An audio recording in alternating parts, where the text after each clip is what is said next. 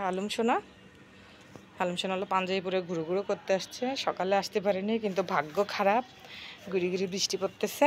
তো আমরা এখন বাসায় চলে যাব। মানে আমার ঘুম থেকে উঠেই দরজার সামনে মানে মন খারাপ করতেছে। আমি ঠিক আছে, আমি বলছি তো যে সকালে যেহেতু আমরা যাইতে পারিনি, সেহেতু তোমারে নিয়ে আমি বিকালে অবশ্যই যাব। এখন যেই কথা সেই কাজ, আমি কথা দিছি, কথা না রাখলে তো হবে না। আমি আবার কথা দিলে কথা রাখি। তো এখন আলম সোনা এই যে কুটু কুটু বৃষ্টি পড়তেছে, দুই একটা যে কান্না যাচ্ছে।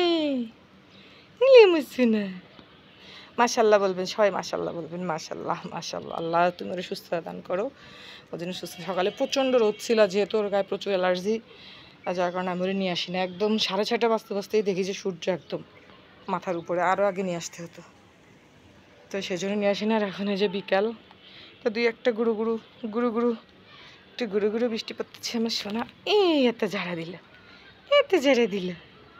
চলো চলো, একটা পাপ্পা দিয়ে দিই, চলো।